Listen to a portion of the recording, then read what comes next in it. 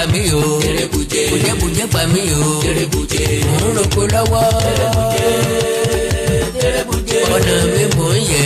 Bùjẹ́ ní wá péjọ. Mo péjọ kojogun. Ọbẹ̀rẹ̀ báwọn pọn. Mo báwọn jó. Mo gbé mi pọn kárìlé. Ìbàdí láyé wá. Bùjẹ́ pa mí o. Bùjẹ́ pa mí o.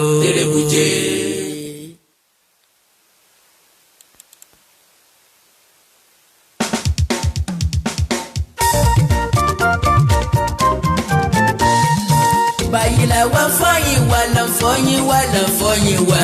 Báyìí la wá fọyín wa tá bá jí lójoojúmọ́. Báyìí la wá fọyín wa la fọyín wa la fọyín wa. Báyìí la wá fọyín wa tá bá jí lójoojúmọ́.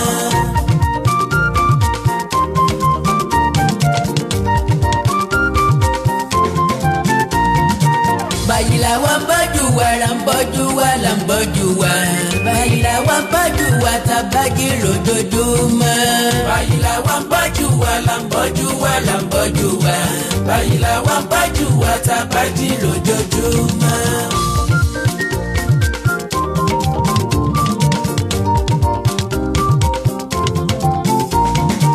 Báyìí la wá gbálẹ̀ wa la ń gbálẹ̀ wa la ń gbálẹ̀ wa. Báyìí la wá gbálẹ̀ wa lówùúrọ̀ lójoojúmọ́. Ẹ jẹ́ kí n mọ̀ kí n pẹ́ ká lẹ́lẹ́kan sí nẹ́tíwọ̀kì lọ́dà wálé dèrú tẹ́lẹ̀. Báyìí la wá gbálẹ̀ wa la ń gbálẹ̀. Wọn ò fẹ́ ká bára wa sọ èyí tí jòótọ́ ọ̀rọ̀ lónìí ni irọ́ ni wọ́n sì fi pa á sọ. Báyìí la wá gbálẹ̀ wa ló. Àkàndá mo ní díẹ̀ lọ́wọ́ ọmọ tó yọ ọmọ burúkú, díẹ̀ lọ́wọ́ àwọn òbí tó bí, díẹ̀ lọ́wọ́ àwa èèyàn, púpọ̀ lọ́wọ́ ìjọba. Kúrò lójoojúmọ́. Ṣùgbọ́n gẹ́gẹ́ bí èmi Àkàndá ti máa ń sọ wípé kò sí ọ̀rọ̀ tí ò ní solution, kò sí problem tí ò ní solution, and that problem anything tẹ́ bá ti pè ní problem tí ò wá ní solution kì í ṣe problem mọ́, ẹ fún lórúkọ míì. Kí lọ̀nà àbáyọ sí ìṣòro wa lórílẹ̀‐èdè Nàìjíríà? Kí lọ̀nà àbáyọ sí ìṣòro wa gẹ́gẹ́ bí ẹ̀yà Yorùbá? Kí lọ̀nà àbáyọ sí ìṣòro wa gẹ́gẹ́ bí ọ̀dọ́ orílẹ̀‐èdè yìí tó nílò ọjọ́ ọ̀la rẹ̀? Kí lọ̀nà àbáyọ sí ọ̀rọ̀ orílẹ̀‐èdè yìí? Kí ló yẹ ká ṣe? Kí la lè ṣe? Kí la lè mú sàbí ògùn? Ọ̀rọ̀ nípa protest ẹ jẹ́ ká gbà wípé kò tíì lọ, ó fọwọ́ rọgí ìgbàgbé díẹ̀ ni. Ìdí ni pé tíjọba ò bá ṣe nǹkan tó yẹ kí wọ́n ṣe, possibility ń bẹ kí another protest ó tún jáde. Ṣé ẹ mọ̀ wípé EndSARS protest ńlá ẹsẹ̀ kúrò nínú ẹ̀? Kó má jẹ́ wípé end hunger protest yóò padà jáde. Tá a bá rẹ́dì láti gbóòótọ́ ọ̀rọ̀ ká bára wa sọ lálẹ́ yìí. Òótọ́ ọ̀rọ̀ a máa korokoro bí ìjogbo. Olóòótọ́ kì í lẹ́ni. Mo ríra mi bẹ́ẹ̀. Ìdí nìyẹn tó fi dàbí ẹni wípé ọ̀rọ̀ mi kì í fi gbogbo ara tà. Torí pé òótọ́ ọ̀rọ̀ máa ń gúnni lára ni. Ó dàbí ẹni pé ìṣòro tí mo ní ò ní wípé èmi ọmọ bẹ́ẹ̀ yẹn ṣe tẹ̀lé nǹkan. Ibi tí nǹkan máa gúnlẹ̀ sí, ibi tí ọ̀rọ̀ yọrí sí, lèmi máa ń lọ gúnlẹ̀ sí. Yorùbá dẹ̀ lọ wọ́n bọ̀ wọ́n ní ẹni tọ́mọ bíi tí ọ̀rọ̀ yọrí sí òun gangan lọ̀tá ọlọ́rọ̀. Ẹni tí yóò bá wọn parí ìjà kì í bá wọn bẹ̀rẹ̀. Lóòótọ́ ni mo sọ àwọn àsọtẹ́lẹ̀ torí bẹ́ẹ̀ ti ẹ̀yìn mi. Aláǹgbá tó bẹ́lẹ̀ lórí ọ̀pẹ, ọwọ́ tó wò sí, oníbẹ̀yìn òyìn mi ń yinra mi. Ìdí ni wípé Yorùbá kì í rántí ọ̀rọ̀ àná. Ìgbà tí protest yìí bẹ̀rẹ̀, mo wà nínú àwọn tó sọ wípé kí àwọn ọ̀dọ́ tètè ṣẹ́po kó lè bá a níyì. Ṣé ẹ gbàgbé òwe tí mo pa pé eégún tó bá pidán mọ́ níwọ̀n ìní pidán pẹ́? Níwọ̀n bá àgbà tí ààrẹ Muhammadu Buhari ti jáde síta tó sọ wípé nǹkan tá a béèrè fún àwọn ó gbé ìgbésẹ̀ lórí ẹ̀, wọ́n ti sáré gbé ìgbésẹ̀ lórí àwọn kan. Mi ò fẹ́ ká padà sórí ìyẹn mọ́ torí pé ọkọ̀ tó ti lọ ni ká mọ́ tó ṣẹ̀ṣẹ̀ máa juwọ́ sí i. Ẹ jẹ́ á sọ nǹkan míì tuntun tí ń bẹ ńlẹ̀. Kí ni nǹkan míì tuntun tó wà ńlẹ̀ ni pé lẹ́yìn protest ìjọba yàn wá jẹ, àwọn aráàlú náà yanra wá jẹ. Nípa fígọ̀ iye èèyàn wo ló kú, iye àwọn èèyàn wo ni sọ́jà yìnbọn pa àti ìfìdí ẹ̀ múlẹ̀ dọ̀dla tíjọba bá fẹ́ ràn wá lọ́wọ́ tàbí tíjọba bá fẹ́ kó àkóyawọ́ kí wọ́n bá wa ṣàwárí kí wọ́n ṣe ìfẹsẹ̀múlẹ̀ iye àwọn èèyàn tí sọ́jà pa ní Lekki Toll Gate.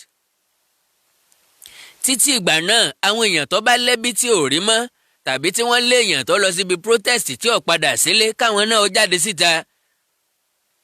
Ohun tó hàn tó dájú ni wípé iye fígọ̀ táwọn èèyàn fi síta 78 70 kìíní kan kò sí nǹkan tó jọ bẹ́ẹ̀ ìyẹn certain.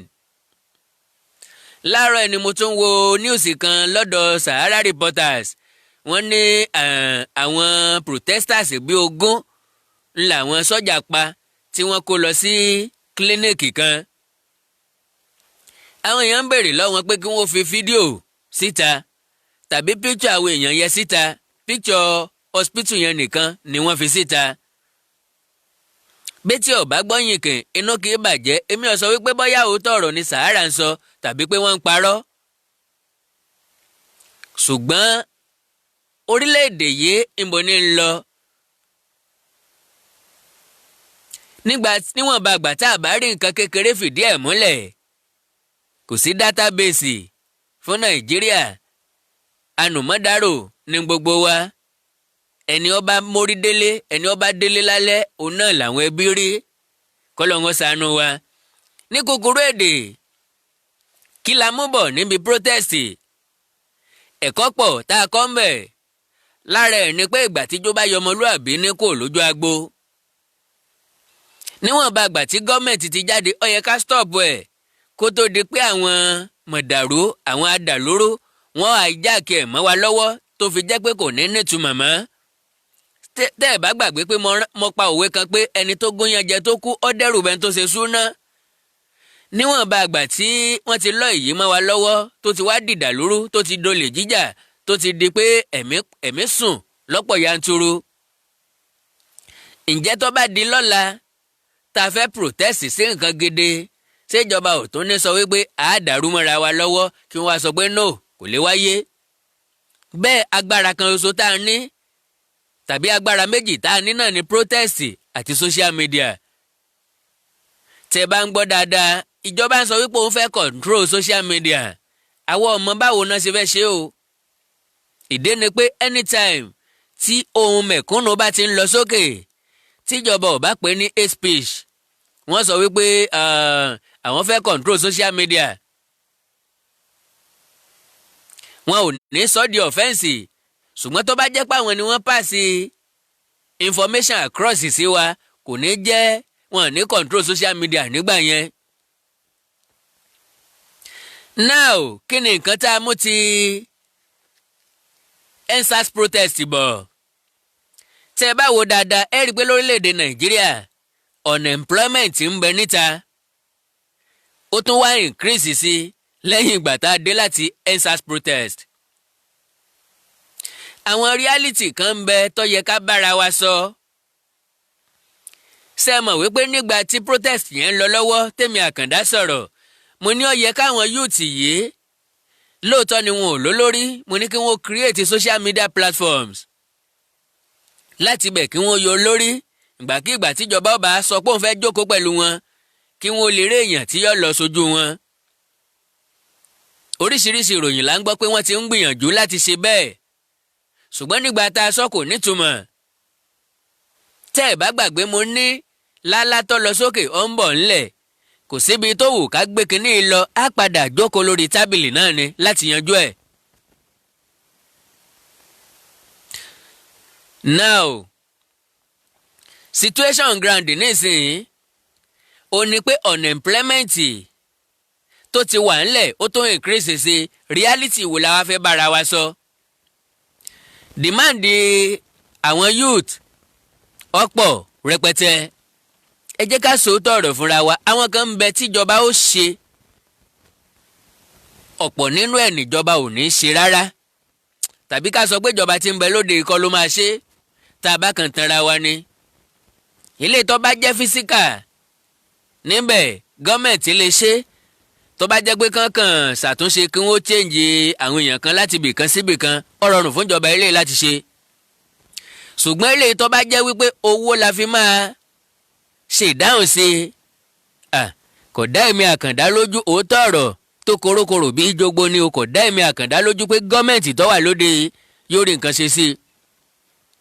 ṣé ẹ gbàgbé ọdún 2016 or so a wà ní recession. ǹjẹ́ ẹ mọ̀ pa tó ti wà ní another recession? nínú recession eléyìí tá a wà yìí òun náà níjọba ti fowó kówó epo, bó jẹ́ jẹ́ pé wọ́n ti gé láàárọ̀ yìí. ìròyìn tí mo jí gbọ́ láàárọ̀ yìí nìyẹn pé ìjọba ti gé lítà epo kan sí 130 naira. ẹ fẹ́ pè ní good news àbí? ok. tàríìfù náà ń kọ́ tí wọ́n tún fowó kún nínú unemployment, nínú kò ṣiṣẹ́. a ẹ̀sẹ̀ dé láti lockdown COVID-19 pandemic. country yóò tí ì gbéra rárá débi pé òun ọ̀rá kòrò ní ti EndSARS protest ló tó jàn mọ́. ọ̀pọ̀lọpọ̀ nǹkan láti lùsì láàrin ọ̀sẹ̀ méjì tá a fi ń protest. ọ̀pọ̀lọpọ̀ nǹkan láti pàdánù, majority èèyàn ni yóò sì tún pàdánù iṣẹ́ wọn. pandemic tá ẹ̀sẹ̀ ń kúrò níbẹ̀, ọ̀pọ̀ èèyàn tó níṣẹ́ lọ́wọ́ ti pàdánù iṣẹ́ wọn. àwọn kan wà nínú fu àyàfu ṣẹṣẹ ìyọ́bọ̀ àbí òní bọ́.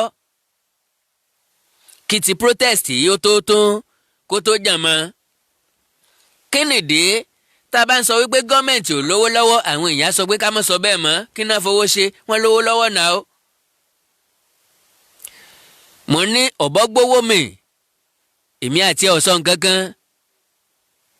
ejò kówó jẹ àwé nkankan.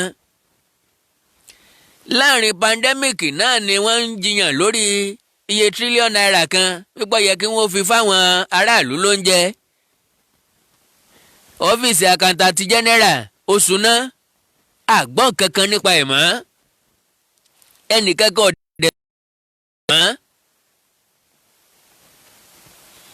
that means òkèlè tó bọ́ sẹ́nu abọ́ láàrin wá làwọn olórí wa ó ti wọgbọ́ àwọ̀rá. ẹni owó tó bá ti wà pé wọn kì í jáde mọ́. nínú ẹ̀ náà làwọn senators wa, àwọn house of rep members ni wọ́n lọ ra mọ́tò tuntun 2020 model. gbogbo wọn káríkárí. èmi àtẹ̀yìn ọ̀sán kankan nípa ẹ̀ mọ́. torí pa believe pé bọ́ bá ṣe wù wọ́n ni kí wọ́n máa ṣe, àwa ní lára. àná ni mo sọ fẹ́ nìkan, ó ní kí ni solution. mo ní solution wà lọ́wọ́ àwa youth. yes, àwa nìkan la ní solution lọ́wọ́, ṣùgbọ́n solution yẹn nira, àní lè ṣe. akédèdèrìn ọ̀dọ́ ńlọ́jẹ́ pé tẹ́nìkan bá wọlé nísìnyí tí ó ṣe nǹkan kan, a ní kò sí problem, ṣebí lẹ́yìn ọdún 4 náà ni. jẹ́ kí n ṣe fún ọ. 1999 la sọ pé a bọ́ síjọba àwa ara wa. tá a bá ṣọ́ra, Ọbásanjọ́ wèsì complete ọdún 7 nínú ìgbésí ayé mi àti ẹ. ròpọ̀ mọ́ ti Yar'Adua 2 ó jẹ́ 10, ti Goodluck 6 ó jẹ́ mélòó? ó jẹ́ 16, complete 16. Buhari máa wèsì another 8. kò ságbára tá a fẹ́ sàsí. kémi àti ọ́tàkìtì káforí gúnlẹ̀ wàláhì yọ complete ọdún 7. yọ complete ọdún 7. mọ̀dẹ̀ ń sọ gẹ́gẹ́ bí àsọtẹ́lẹ̀ pé kò sí nǹkan kan tí Buhari máa ṣe tọdún 7 ẹ̀ máa fi parí.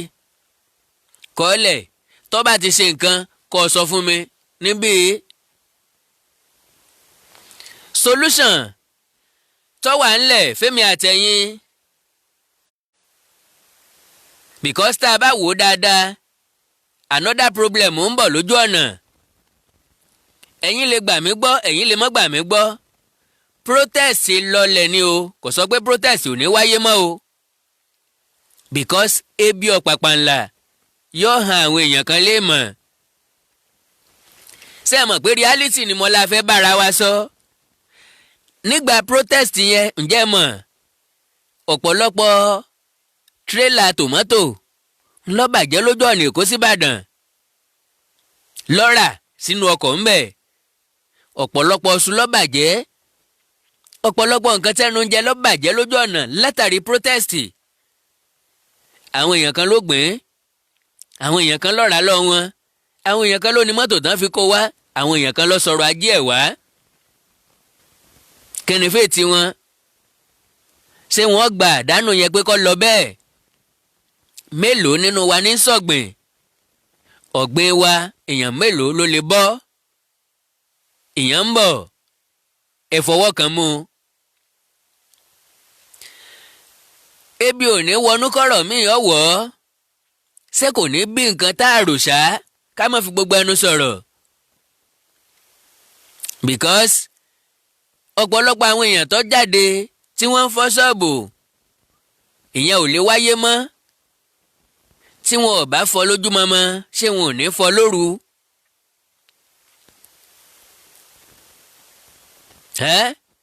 àti pa moral àwọn ọlọ́pàá àti jáde gan ba àwọn gan lẹ́rù. mo wo fídíò kan láìpẹ́ yìí, àwọn èèyàn kan dáná sun ọlọ́pàá nílẹ̀ Yorùbá. wọ́n ń rẹ́ lékèrí wọ́n sun, wọ́n ń rẹ́ lékèrí inú wọn ń dùn, wọ́n ń ṣàjọyọ̀. sọlọ́pàá nìṣòro wa, SARS nìṣòro wa, ọlọ́pàá náà níṣòro tiwọn lọ́tọ̀, ṣùgbọ́n mi àtẹ̀yìn lẹ́bínú wọn náà.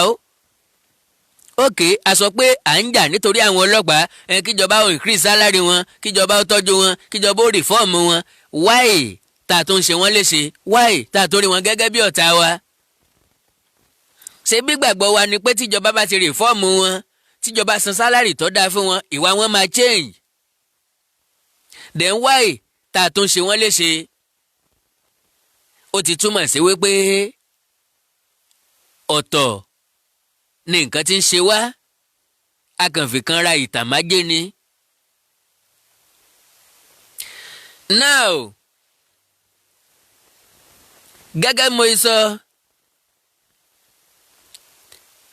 wọ́n ní unemployment ní Nàìjíríà ó jẹ́ 27.1%.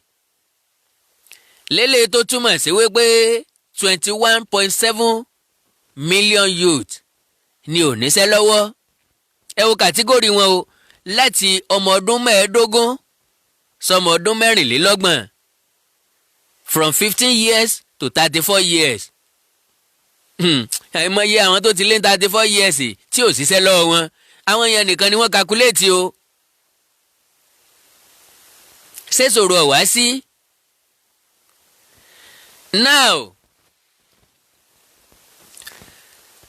kí lọ̀nà àbáyọ? ọ̀nà àbáyọ àkọ́kọ́ ni wípé kí federal government ó make sure pé wọ́n fìdí òtítọ́ múlẹ̀ nípa ìṣẹ̀lẹ̀ tógèètì. a fẹ́ mọyì àwọn èèyàn tó pàdánù ẹ̀mí wọn. ṣé lóòótọ́ làwọn sọ́jà kó àwọn òkú kan kúrò níbẹ̀? tán bá kó kúrò níbẹ̀, kí ni wọ́n fẹ́ fi wọ́n ṣe?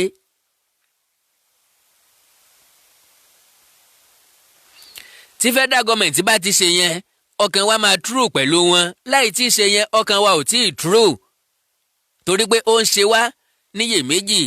sóòótọ́ ni àwọn kan ń sọ, ṣérọ́ ni, ṣé lóòótọ́ làwọn èèyàn tó kún bí ojú 2 mẹ́ta lọ, àbí wọ́n pọ̀ lóòótọ́? àwa ń béèrè wípé àwọn tó dúró síbẹ̀ mọ́jú, sójú wọn náà ṣe kó àwọn kan. lẹ́yìn yẹn, ìdájọ́ tó pọ̀, ọ̀nà àbáyọ tó pọ̀ jù, ọwọ́ àwọn ọ̀dọ́ ló wà. ìwádìí ìjìnlẹ̀ fi yé wa wípé àwọn èèyàn tó ní voters card lọ́wọ́ lórílẹ̀‐èdè Nàìjíríà, ọ̀dọ́ ọ̀nú ẹ̀ á jẹ́ ìlàjì. that means faith wa ó ń bẹ lọ́wọ́ wa. the best advice tó ṣeé ṣe fún wa ká mọ̀ múlò, torí pé àwọn kọ̀lọ̀rọ̀ sí kan ń bẹ́nu wa, àwọn aríbípa kan ń bẹ́nu wa, tó yẹ pé táwọn olóṣèlú bá tó kówó dé lọ́la, wọ́n tẹ́wọ́ gbà á, wọ́n tẹ̀ka fún wọn.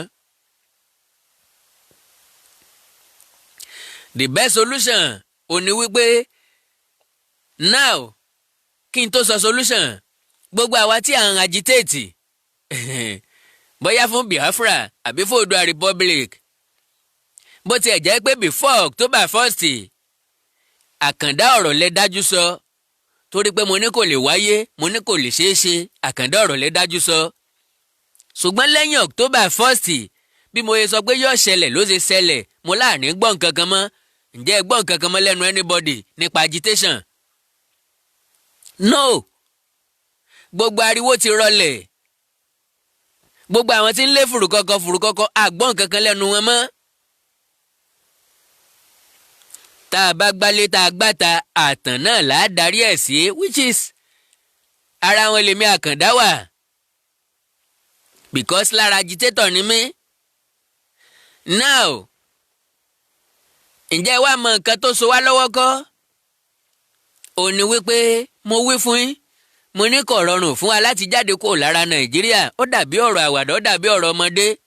Àwọn èèyàn tí ò mọ̀ràn àwọn èèyàn tí ò mọ nǹkan kan àwọn akáyín àwọn ọmọ ajá àwọn náà fẹ́ ṣó kọ́lọ̀ wọ́n fẹ́ ṣó tálẹ́ǹtì wọ́n tàgìdì forígúnlẹ̀ irọ́ ni láfítọ̀ October 1 afẹ́ gbani òun wá dà. Ká bára wa sọ èyí tí jó tọ̀rọ̀ reality la fẹ́ sọ lónìí. Tá bá pariwo Odùduwà Republic from now till next year àlérí gbà. Níwọ̀nba àgbà téèyàn bá ti wá mọ̀ sọ̀rọ̀ ẹ̀ ọ̀nà àbáyọ lókù tó máa wá kí lọ̀nà àbáyọ wá. Ó ní wípé àkọ́kọ́ nílẹ̀ Yorùbá ẹgbẹ́ tá a dá sílẹ̀ ó ti pọ̀ jù.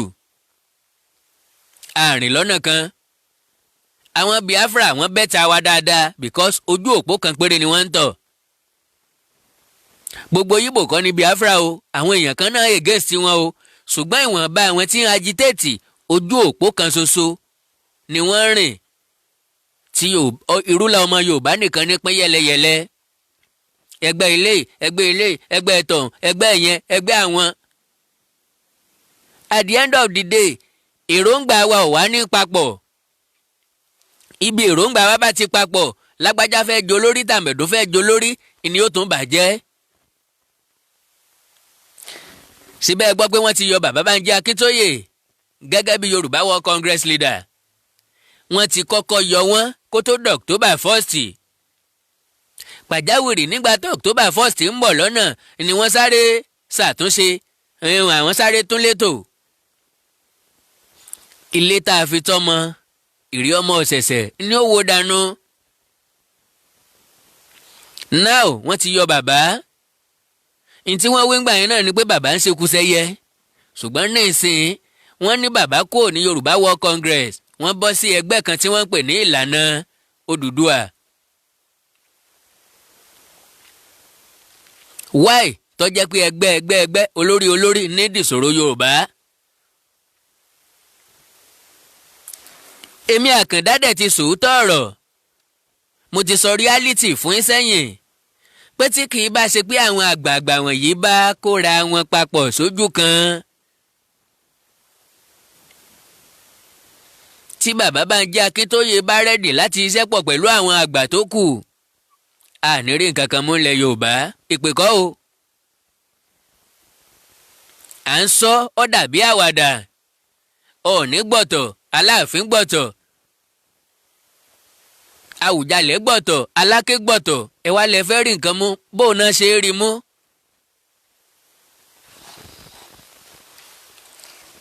Now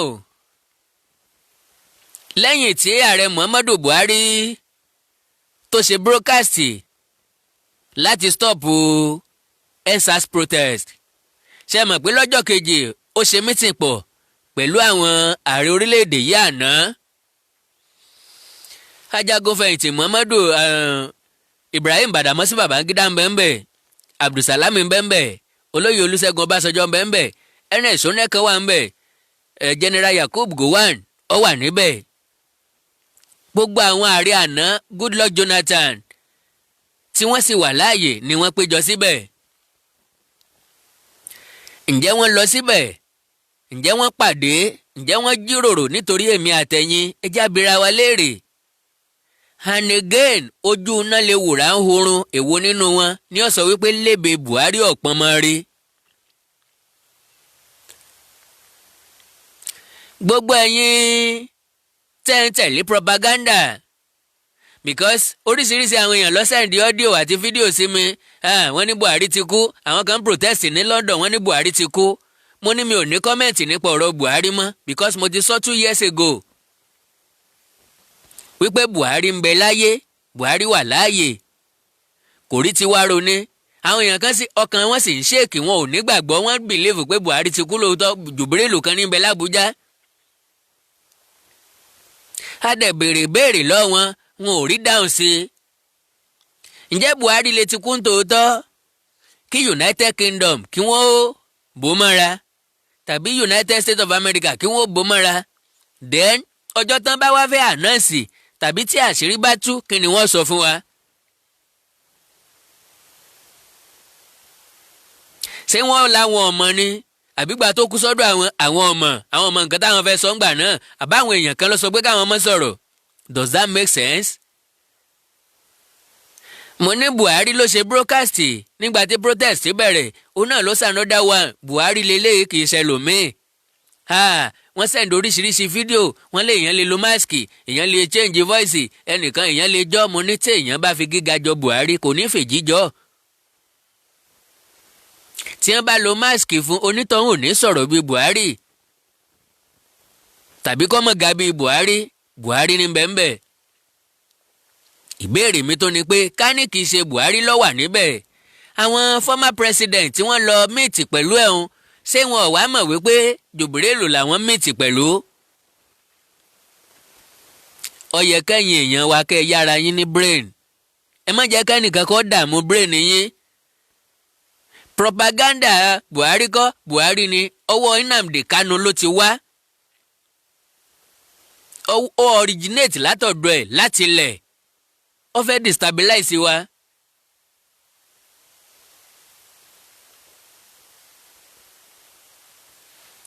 kí wọ́n mú ẹ̀rí jáde wípé Buhari ti kú Buhari ń bẹ ní Aso Rock kò débi kan ṣùgbọ́n má gbàgbé o mo ní nǹkan bíi 3 òun náà ni Buhari lókù tí ó ti ń ṣe lọ́wọ́ báyìí tàbí tí yóò ṣe títí tí ó fi kó lórí àlééfà lẹ́yìn kó sùn kó jí kó jẹun kó lóògùn kó sì tún sùn padà Buhari ò rí tèmi àti ẹrù. now nínú ìpàdé tí àwọn former head of state tí wọ́n ṣe pẹ̀lú Buhari wọ́n kọ̀mẹ́ǹdì ẹni olóyè Olúṣẹ́gun Ọbásanjọ́ ó kọ̀mẹ́ǹdì ẹni wọ́n láwọn gbóríyìn fún broadcast tó ṣe lánàá àti expect ẹ̀ ti pẹ́ gbogbo àwọn pọ́ìntì tẹ́ ẹ sọ̀rọ̀ nípa rẹ̀ àwọn pọ́ìntì tó yẹ kéèyàn mẹ́nu kan ní tí wọ́n sọ ń bẹ̀ nìyẹn o tí wọ́n wá fi parí ọ̀rọ̀ wọn ni pé gbogbo àwa tí à ń agitate kí wọ́n make sure pé wọ́n pa wá lẹ́nu mọ́ kí wọ́n make sure pé wọ́n stop ẹ̀ ṣe mọ̀ kọ́ lẹ̀ bọ́n ṣe kọ́. mi rò bẹ́ẹ̀. ó ní the former head of state also condemned the divisive and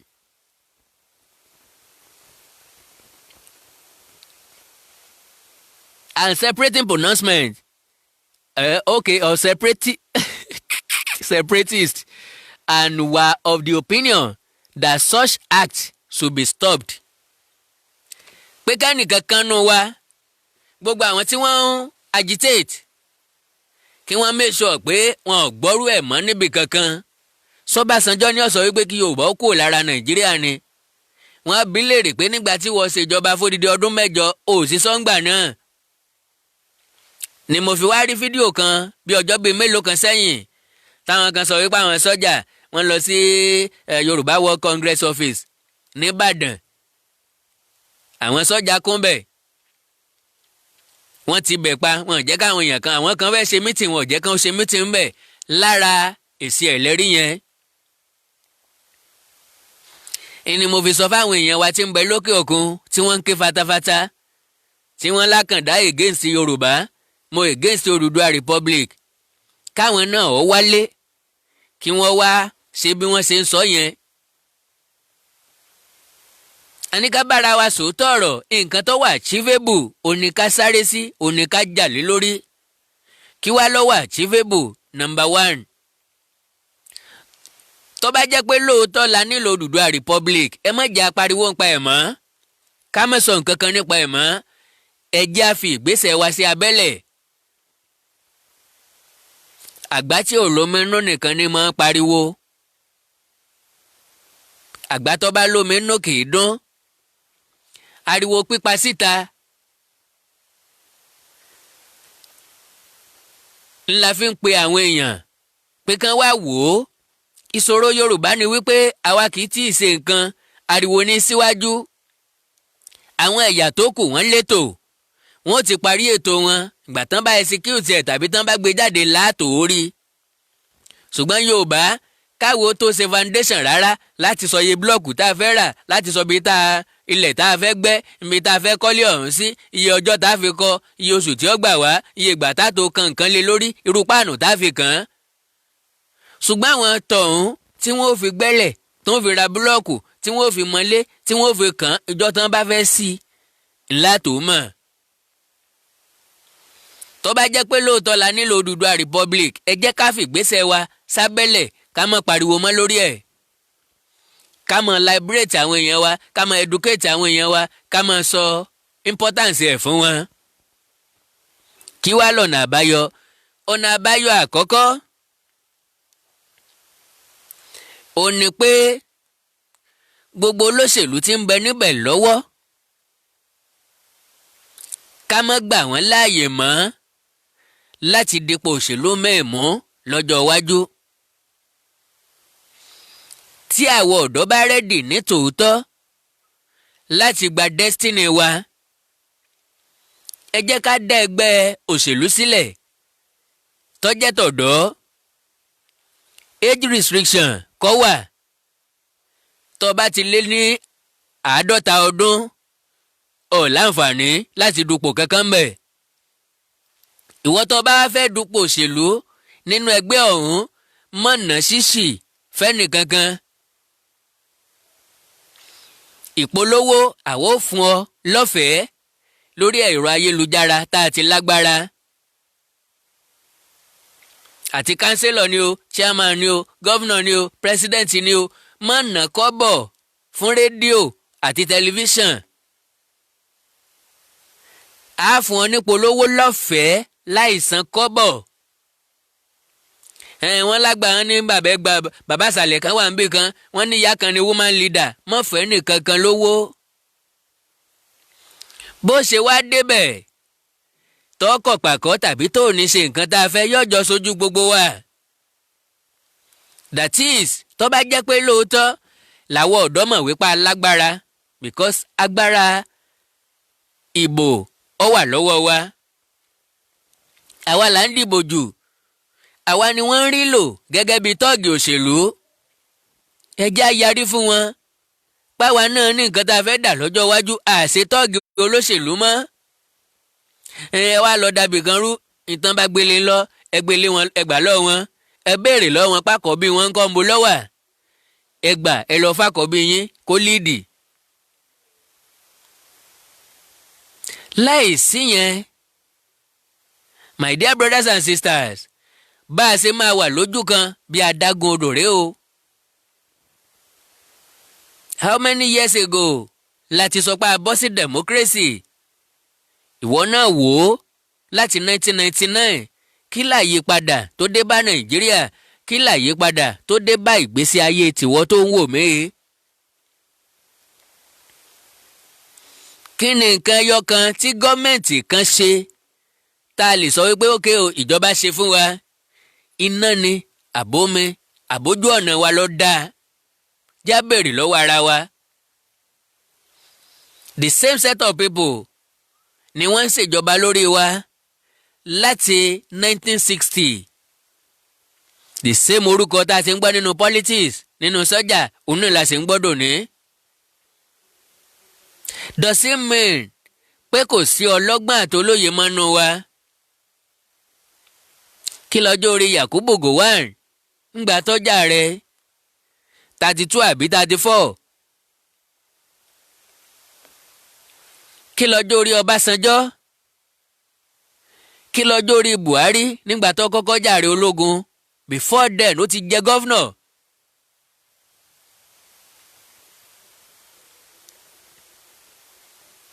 kí wàá lọ́jọ́ orí èmi àti ẹ kí láǹfààní tá a rí jẹ ní Nàìjíríà. House of Assembly, House of Rep, kí ló dé tá a gé sálárì wọn nígekúge.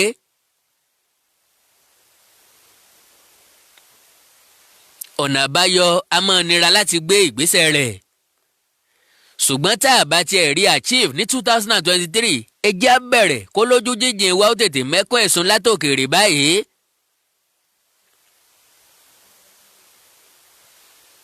ìbò ń bọ̀ lọ́nà, ẹ má gbowó lọ́wọ́ olóṣèlú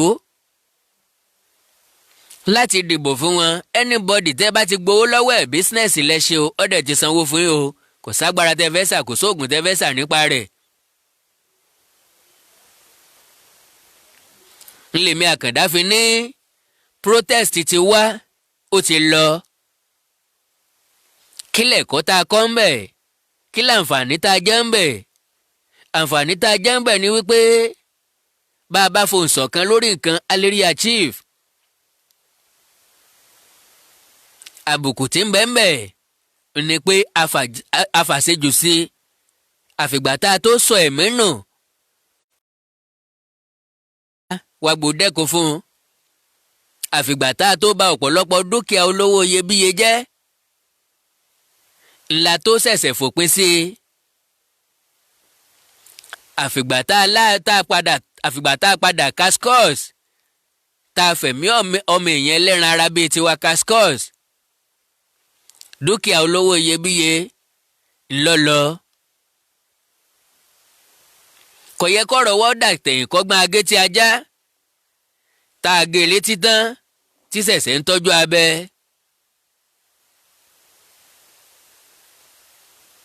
so tí Yorùbá bá mọ̀ wípé àwọn nílò Odùduwà Republic ní tòótọ́, kò sí nǹkan méjì tá a ṣe ju pé ẹjẹ́ àkànmọ́ kéde ẹ̀ lábẹ́lẹ̀ ká má gbé sí gbangba mọ́. lẹ́ẹ̀kan mo sọ fún yín wípé ó yẹ kíran Yorùbá ó yàgò fún Nnamdi Kanu. èmi ò mọ bí àwọn èèyàn kan ṣe ro mathematics wọn o, tí wọ́n fi lérò wípé káwọn ó ṣe àṣepọ̀ pẹ̀lú Kanu ńlọ lè gbalẹ̀ Yorùbá lẹ̀. kò rí bẹ́ẹ̀ o.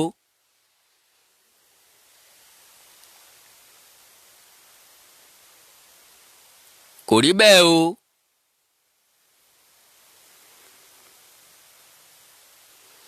ẹ gbọ́rọ̀ lẹ́nu Nnamdi Kanu o, kẹ́ ẹ lè mọ̀ wípé ọ̀tá Yorùbá ni o, kò fìgbà kankan fẹ́ràn yín o. Federation of Nigeria, Reverend Felix Omobude is always Yoruba people. Always Yoruba. Pentecostal, the head of Pentecostal, head of Anglican, head of Catholic. Houses are killing us. Yorubas on one side sucking our blood because we can't reason properly. Myself included. I don't exclude anybody in this. I don't exclude anyone. If you are attending a Yoruba church, you should be ashamed of yourself. Anybody attending a Pentecostal church with a Yoruba pastor is an idiot, a complete fool, an imbecile. I have no time for them. They are worse than Boko Haram. They are very, very foolish. If your pastor is Yoruba, you are not fit to be a human being. Obasanjo, who stole your money? ẹ ti gbọ́rọ̀ báyìí. ó ní anybody tó bá ti ń lọ sínú ìjọ tó jẹ́ pé Yorùbá ni pásítọ̀ wọn, ó ní ẹ̀gọ̀ àti gọ̀ǹgọ̀sún ni wọ́n. ẹ̀dẹ̀ sọ wípé èèyàn yìí láìkè ìran Yorùbá ọlá burú ju Boko Haram lọ. sẹ́ńtẹ́ ẹlẹ́fẹ́ tẹ̀lé nìyí. mo dẹ̀ sọ fún yín wípé òun lọ bá sí ẹ̀yìn láti bà nǹkan ìní Yorùbá jẹ́ nílẹ̀ wa, a sì fura. la mú bí ọ̀rẹ́ torí ọ̀rọ̀ ẹnu lásán tó sọ fáwọn èèyàn kọ̀ọ̀kan. ǹjẹ́ a nílò Nnamdi Kanu? Nípa ti èèyàn wa tó fún àwọn ọmọ Yíbò ní ultimatum 72 hours àbí 48 hours pé kí wọ́n kó nílẹ̀ Yorùbá. Mo ti máa ń sọ sẹ́yìn wípé ẹ̀fọ́ kì í lé ẹ̀fọ́ láwo. Kò rọrùn fún ẹ̀yà kan láti kó nílẹ̀ kan. Wẹ́dá Yorùbá kó nílẹ̀ Yíbò kò rọrùn. Ẹ foríjì mí. Tàbí Yorùbá tàbí Yíbò kó nílẹ̀ Haúsá kò rọrùn. Tàbí Haúsá Fúlàní Yíbò kó nílẹ̀ Yorùbá kò rọrùn láéláé. Kò ṣeé ṣe. Ẹni bẹ́ẹ̀ lọ́kàn jókà ni, aláwàdà lásán ni, ntí ò lè ṣẹlẹ̀ ni. Kò sí ẹni tó máa lé Yíbò kó lẹ́kọ̀ọ́. Because tẹ́ ẹ̀ bá ṣọ́ra gan, Yíbò máa dominate Èkó ju Yorùbá lọ. Ìran Yorùbá kì í fẹ́ ilé ẹ̀ ọ́fíìsì tiẹ̀ lẹ́kọ̀ọ́. Bọ́ọ̀ fẹ́ wá wọn ó fún ọ lẹ́skíùsì kan. Bọ́ọ̀mọ Yíbò kan bá sì lọ sílé ọdún Kérésìmesì, ó kéré ọ̀pọ̀ yóò máa burú ẹ̀ 2 tàbí 3 wá. Àwọn àbúrò ẹ̀ 2 3 yẹn kò sí kankan nu wọn tí ó padà sábúlé wọn mọ́ o. Ìbáà jẹ́ ráìsì tútù agolo dèrékà ni wọ́n ń yọ ọ́ tà. Tán bá ti lò bí ọdún mélòó kan lọ́dọ̀ rẹ̀, bóyá lájì àpò ni yóò fi dá sẹ́yà fún àwọn náà. Bísínẹ́sì ti bẹ̀rẹ̀ nìyẹn. Bí Yíbò ṣe ń gbalẹ̀ mọ́ yín lọ́wọ́ nu. Oògùn kọ́ ni wọ́n ṣe. Wọn ò dẹ̀ fi nǹkan kan bò yín lójú fúnra lára yín lẹ̀ ń jọ̀wọ́ nǹkan ìní yín fáwọn ẹ̀yà míì. So láti máa sọ wípé mo fún Yíbò kan ní ultimatum kan, kò sí Yíbò kankan tó fẹ́ kó ní Lagos State. Kò dẹ̀ sí ìran Yorùbá.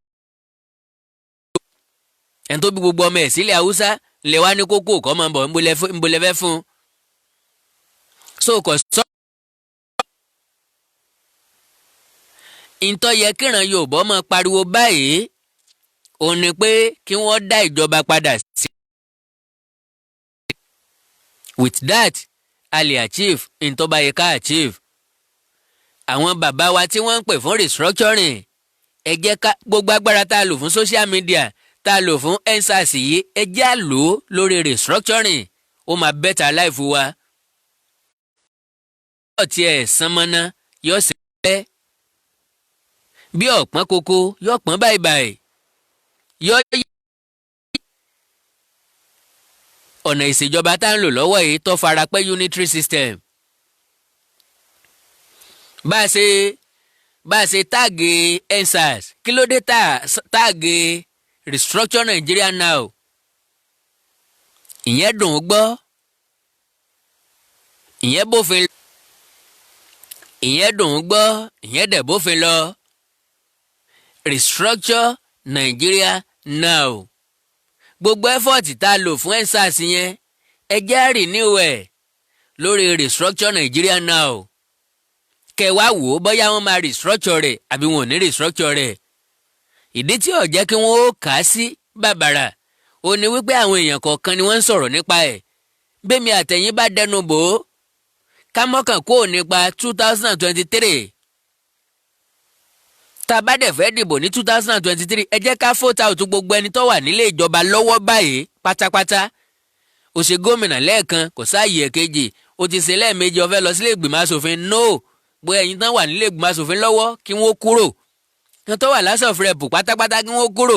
Ìbáàjẹ́ ti state ni, ìbáàjẹ́ ti local government, anybody tó ti ṣèjọba rí kò gbọ́dọ̀ wà nínú ìṣèjọba mọ́. Ìgbà yẹn ni òpó tó wà fún Nàìjíríà o. Ìgbà yẹn lèmi àtẹ̀yìn tó nírètí. Reality. Pọ̀n là sẹ́fọ̀n bí ó somi kó somi, bí ó ṣẹ̀jẹ̀ kó ṣẹ̀jẹ̀, òótọ́ ọ̀rọ̀ tó korokoro bí jogbo tí mi Àkàndá ní kí n mú wá fún yín ní sáà yìí nìyí o. Reality. Tá a bá ní bára wa sọ, bára wa ò bá kò tọ́ ọ̀rọ̀, ẹ jẹ́ á ronú lórí àwọn nǹkan tí mo sọ. Ẹ jẹ́ á gbé ìgbésẹ̀ lórí wọn. Tó bá jẹ́ pé lóòótọ́ làwa yúùtì wọ̀nyí rẹ́dí o. Tá a kì í ṣe one off. dákúdájí tọ́jẹ́ lóòótọ́ la nílò ọjọ́ ọ̀la wa. ẹ já gbé ìgbésẹ̀ lórí àwọn nǹkan tí mo sọ. ilé yín ò ní dàrú, ọ̀nà yín ò ní bàjẹ́, àtèmi àtẹ̀yìn kájọ fa ìkú dẹ́gbẹ́ra. àkàndá ń relé ẹ má bàa dárò, bẹ́ẹ̀ bá dárò ìyókù dọ̀la. ẹ má mú mi lọ́tàá o, ẹ má jà múra wa lọ́tàá, má mú aládùúgbò rẹ lọ́tàá, má mú ọmọnìkejì rẹ lọ́tàá. ẹ já panupọ̀, ẹ já pàtọ̀pọ̀ kó lè hó. ìgbà náà la tó láǹfààní láti rí nǹkan gbà lọ́wọ́ àwọn arẹnijẹ. bí bẹ́ẹ̀ kọ́ divide and rule náà ni wọ́n mọ̀ lò fún wa o. gbogbo àwọn ẹgbẹ́ tẹ dálẹ̀ ńlẹ̀ Yorùbá ẹ jẹ́ á wọ́nà láti kún wọn papọ̀ sójú kan. ẹ jẹ́ kí kámú kò lọ́kàn táyé gbọ̀ tó kàn dé gbòsì. ẹnìkan ní ọba wa Oòduà Republic àlá lásán ni o. òótọ́ ọ̀rọ̀ tó korokoro bí ìjọgbó ni o.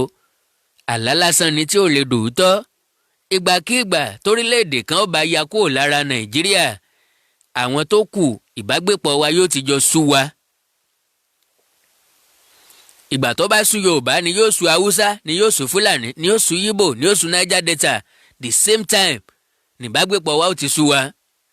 And that is tá a bá pariwo restructuring tí wọn ò restructure Nàìjíríà, ojú gbogbo àgbáyé ni ó tó nígbà náà. òun wa ò lè gòkè wípé ókè o, a ní ká restructure ẹ jẹ́ ká pín. kì í ṣe wípé ẹ̀yà kan ni yóò sọ pé òun fẹ́ jáde. irú ẹ̀yà bẹ́ẹ̀ ń pè fógun ni o. Ọlọ́run ní járógun o, fèrèfèrè làbàlàbà ojú àárọ̀ ọ̀run òṣèré o. fèrèfèrè ogun níwọ̀nba ilé ìtaari ẹ wòye nǹkan tá a pàdánù. ǹjẹ́ a rí mú padà mọ́. Àkàndá pẹ̀lú oore ọ̀fẹ́ Ọlọ́run á tún láǹfààní láti tún máa sọ̀rọ̀. ó wù mí láti sọ̀rọ̀ lórí rògbòdìyàn tí ń ṣẹlẹ̀ níkirè. Àkúrẹ́ ló ní kòkó, Ìkirè ló ní dodo. Àkúrẹ́ ló ní kòkó, Ìkirè ló ní dodo. mo ti rán mọ níkirè o, kó lọ bá mi ra dodo wá. kí ló mú pẹ̀kẹ́ ò kẹlẹ́ dá mi mọ́ gbàbọ̀dé. Ìkirè ló ní dodo tó ń ta dodo fọ́mọ nìdó. èrò yà jẹ́ àjẹ́ dodo kẹ́nu wa lè gò dodo. a sọ̀rọ̀ nípa rẹ̀. ó dàrú ẹ má gbàgbé láti fọ́lò kẹ́ láìkì péèjì mi Àkàndá ọ̀rọ̀ Awíkonko. ẹ subscribe sáwọn YouTube channel mi, ẹ rí ẹ̀kọ́ kọ́ púpọ̀, ẹ sì gbádùn àwọn nǹkan tí mo ṣe bẹ́ẹ̀. Àkàndá ọ̀rọ̀ Awíkonko, Àkàndá ọ̀rọ̀ Awíkonko live. ẹwà èdè Yorùbá TV, ẹ fẹ́ gbà yọkà tó dùn dáadáa nu. orí akọ́mọlédè Yorùbá TV, oríkì Yorùbá TV, ẹ fẹ́ mọ oríkì orílẹ̀ yín, òwe Yorùbá TV. tẹ bá fẹ́ kọ́ òwe síwájú sí àṣà Yorùbá TV, ìkórìtà kò yé mi àti bẹ́ẹ̀ bẹ́ẹ̀ lọ. fáǹfààní yín ni o. ẹ kàn débẹ̀ ẹ jàǹfààní ẹ kílíkì lórí subscribe button. kú iṣẹ́ ní mórí iṣẹ́ yá. nǹkan ẹyọkan tẹ́ ẹ lè fún mi nu o. bí n bá pé ẹ mówó wá, mo mọ̀ pé ẹ̀ ní fún mi. ẹ já sọ̀rọ̀ lórí WhatsApp tẹ́ bá ní nǹkan pàtàkì láti bá mi sọ. abẹ́ fẹ́ polówó ọjà lórí àwọn ètò mi, kò sí TV ṣèyàn pẹ̀lú owó ìdákọ̀ọ́mọ. ẹ já sọ̀rọ̀ lórí WhatsApp +1 937 969 0257 +1 937 969 0257. bó bá jẹ́ Nàìjíríà lẹ́wà, oorun rẹ̀ lásùn o. báyìí gàrí o.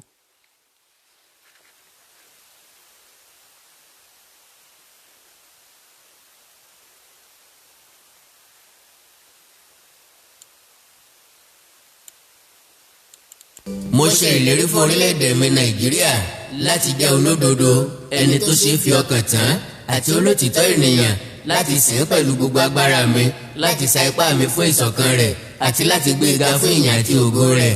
kí Ọlọ́run kí ó ràn mí lọ́wọ́.